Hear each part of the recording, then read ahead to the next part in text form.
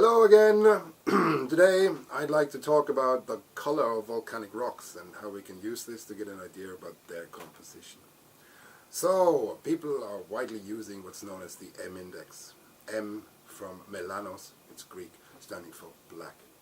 And it's an index that describes the color of a rock, of a volcanic rock, between 100, M being fully black, or M being 0, fully white.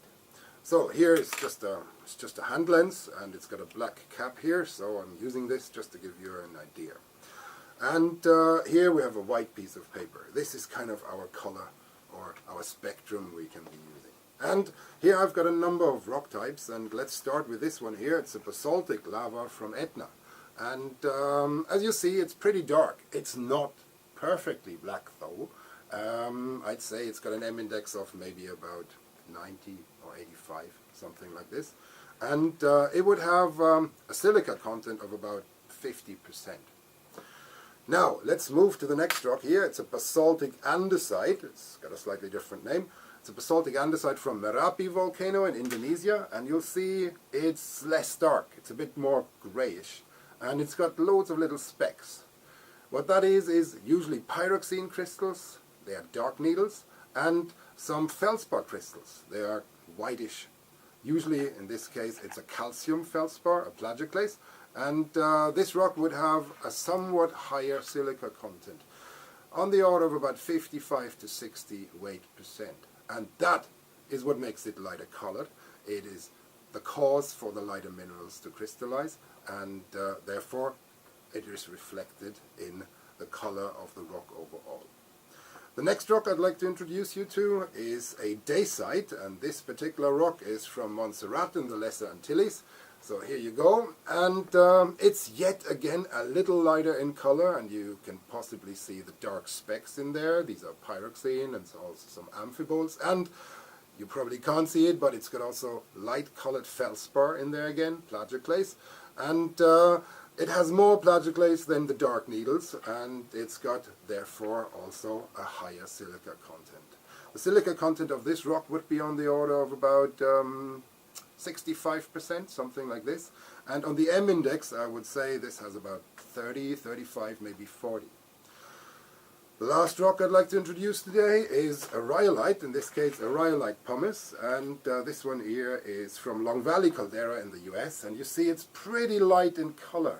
It's got loads of feldspar, tiny feldspar crystallites, and also quartz. Quartz is transparent, giving the rock overall a pretty light color. On the M index, I would call this rock maybe M10, M15, and it's got a much higher proportion of these light-colored minerals because of that. The silica content of the rock would be on the order of about 70 weight % or higher. And here we have a little method that works in most cases to determine a rough chemical composition from the color of the rocks. So if you're out there in the field working with volcanoes, this is a useful tool because it can tell you what the silica content is of your erupted rock, and it tells you a little bit about how the volcano might have behaved during the eruption of this, and logically then it might give you a hint of how the volcano might behave in the future.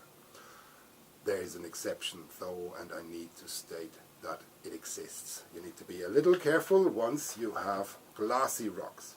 Here's an obsidian from southeast Iceland, and although this has high silica content, about 70%, like the rhyolite here on the right hand side, on my right,